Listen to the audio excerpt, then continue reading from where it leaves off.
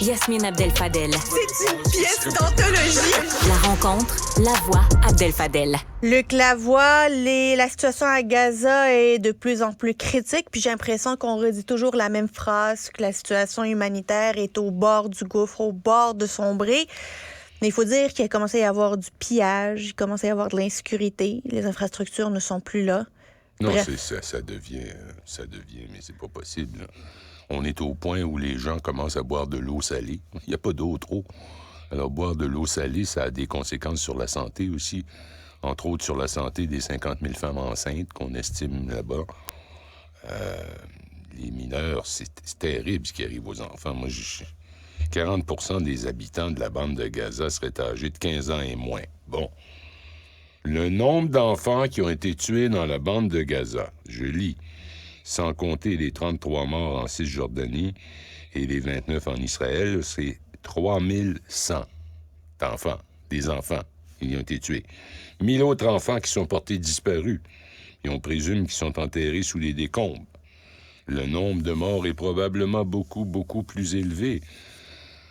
Ça devient...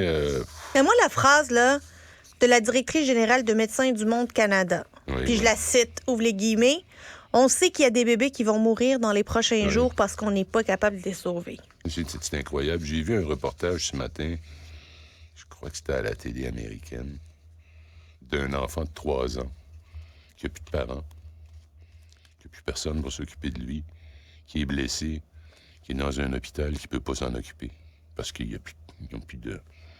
Il n'y a plus de médicaments, il n'y a plus de personnel, il n'y a plus de place, il y a plus... Tu regardes ça et tu te dis, mais quand est-ce que ça va arrêter, cette affaire-là? Puis en fin de semaine, je vis toujours cette même expérience que j'ai vécue l'autre fois. C'était d'autres choses. Je suis devant ma télé, je regarde ça là, parce que c'était ce qu'ils appellent l'expansion de la portion. L'offensive terrestre. L'offensive terrestre. Et là, c'était samedi que ça frappait, ça n'avait pas de bon sens. Ils avaient même coupé les télécommunications. Les Gazaouis ne pouvaient plus se parler entre eux. Il n'y avait plus de téléphone qui marchait, il n'y avait plus d'Internet qui marchait. Ils ne pouvaient plus nous parler. Non. Et c'est d'ailleurs la Maison-Blanche directement qui est intervenue auprès de Netanyahou pour dire « Hey, ça suffit, là. Ouvre les télécommunications, là, c'est bien beau là, que c'est une gang d'animaux à vos yeux, là, mais c'est pas des animaux, ça, là, c'est moi les mots, là. C'est pas la Maison-Blanche qui a dit ça, c'est moi qui utilise ces mots-là. C'est aussi les mots qui ont été utilisés par le ministre de la Défense israélien. Il a dit qu'il allait les traiter comme des animaux. Voilà, c'est ça qu'ils sont en train de faire. Il y a eu 1400 morts dans cette horrible attaque du Hamas le 7 octobre. Mais là, on est rendu qu'on est dans le 10 000 morts. La proportionnalité qui est supposée faire partie du droit international de la guerre, on est rendu à 10 000. Là. Puis là, on voit Netanyahou qui est en train de donner une conférence de presse pour annoncer qu'il continue d'aller plus loin, plus loin, plus loin. Alors, je reviens à ce que je disais. Je suis assis devant mon téléviseur, je regarde ça, c'est épouvantable. C'est épouvantable. Puis ils font tout ce qu'ils peuvent pour qu'il n'y ait pas d'image qui soit tournée. Donc, les réseaux de télévision s'en remettent à des satellites qui sont moins forts, moins puissants que les satellites militaires, mais qui quand même donnent des images. Donc, je reviens encore à ce que je disais. Je suis assis devant mon téléviseur, tout à coup, Israël, Gaza disparaît de l'écran. Matthew Perry vient de mourir. Bon... Ben oui, on était tous en deuil. Matthew Perry est décédé, Luc. Ben oui, je le sais, je l'ai connu en plus quand il était un enfant, mais enfin, c'est Ben oui, il était en classe avec Justin Trudeau. Oui, c'était le fils de Susan Perry, qui était l'assistante secrétaire de presse de M. Trudeau, le père, quand j'étais là à Ottawa. Et à ce moment-là, Matthew devait avoir 10-11 ans. Il jouait au tennis. C'était un champion de tennis. Fait que t'as connu Matthew Perry? On est-tu passé de Gaza à Matthew Perry? Un peu comme Non, on a fait ça simplement pour te dire que c'est drôle si les priorités changent. Soudainement, on a des enfants qui meurent par milliers. Puis soudainement, oups, Matthew Perry est décédé. Et là, c'est mur à mur. Moi, je n'arrive pas à arracher de mes pensées ce qui se passe là-bas à Gaza. Mais Luc, je veux s'il vous plaît, faites que... Mais je veux t'entendre sur la résolution qui a été votée à l'Assemblée nationale de l'ONU cette fin de semaine, vendredi soir. Oui, vas-y. Le Canada s'est abstenu. Oui. Et la résolution, ce qu'elle disait, là, elle prenait pas un bord pour un autre. Elle disait le respect et la protection des civils innocents. Et le respect du droit humanitaire. Oui. On s'est abstenu de ça? J'arrive La pas. France a voté pour. Oui, mais la politique étrangère canadienne, depuis que Justin Trudeau est au pouvoir, c'est n'importe quoi, là. Ça tourne sur un dixaine. Il y a 14 pays qui ont voté contre, des îles là, que personne connaît. Ouais. Israël, évidemment. Les États-Unis, évidemment. L'Ukraine s'est abstenue.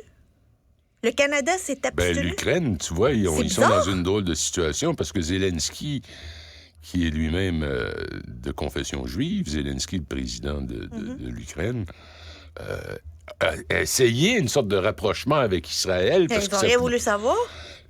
Pas vraiment, non, effectivement, mais lui, il est pris dans une espèce d'étau.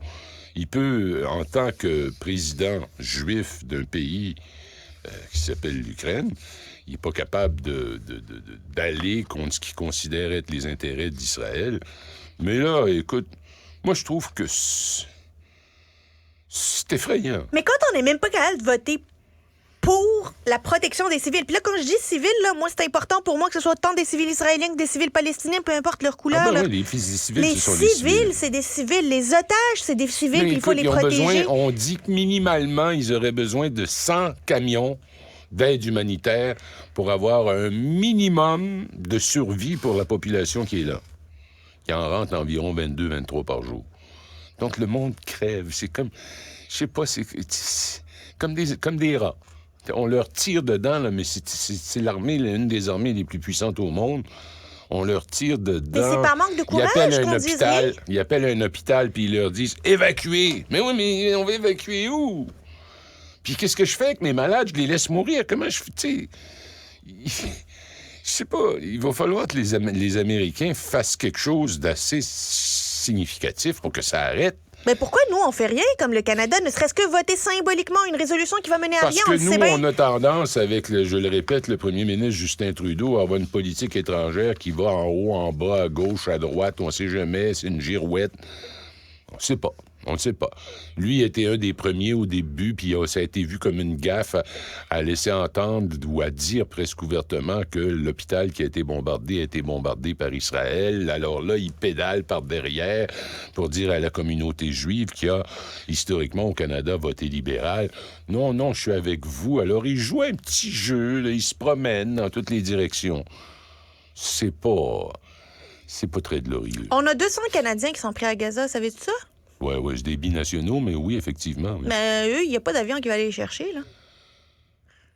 Ils peuvent pas, ils sont pas capables de sortir. C'est ça la Non, folie je de sais Gaza. bien, mais me semble que quand tu as 200 de tes citoyens qui se retrouvent dans un lieu de guerre, oui. ça devient ta priorité pas mal de Oui, t'assurer qu'ils restent vivants.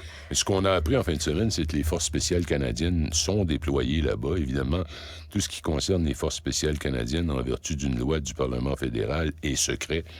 Alors, on a beau appeler à la défense. Est-ce vrai? Pouvez-vous confirmer? Ils vont jamais le dire, mais effectivement, ils seraient, selon Global News, débarqués dans la bande de Gaza, justement, pour essayer de sauver des Canadiens.